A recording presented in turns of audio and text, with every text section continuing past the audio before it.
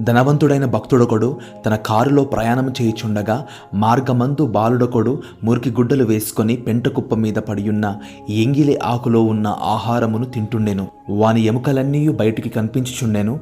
కళ్ళు బాగా లోతుకుపోయెను. బక్క చిక్కిన వాడై కనిపించెను. భక్తుడు తన కారును ఆపి కొన్ని ఫోటోలు తీసెను. ఆయన మనస్సు కరిగెను. తన కారులో ఎక్కించుకొని ఇంటికి తెచ్చెను. అతనిని తన కుమారునిగా దత్తత చేసుకొనెను. మరింతగా ప్రేమించెను. బాలుడు పెరిగి పెద్దవాడాయెను. క్రొవ్విన ఏనుగు వలె ఉండిన అతడు దీనస్థితిలో నుండి లేవనెత్తిన ధనవంతుని మరచిపోయాను. పెంచిన తండ్రి ప్రేమను తిరస్కరించెను. ఒకరోజు త్రాగి సిగరెట్టు కాల్చుకుంటూ ఇంటిలో ప్రవేశించినప్పుడు పెంచిన తండ్రి సహించలేకపోయాను. పరిగెత్తికెళ్ళి బాలునిగా పెంటకుప్ప వద్ద ఉన్నప్పుడు తీసిన ఫోటోలు తెచ్చి చూపించెను. కుమారుడా, ఇది ఎవరు అని కన్నీటితో అడిగాను. అప్పుడు అతని బుద్ధి మారెను. అదే రీతిగా చెప్తున్నాను, దేవుడు కూడా మనల్ని ఒక తండ్రి వల్లే ప్రేమించాను. మనం ఏ రీతిగా ఉన్నామో, ఏ స్థితి నుంచి దేవుడు మనల్ని పిలిచాడు, ఏ స్థితి నుంచి లేవనెత్తాడో అది ఎప్పుడు కూడా దేవుని బిడలమైనటువంటి మనము మర్చిపోకూడదు.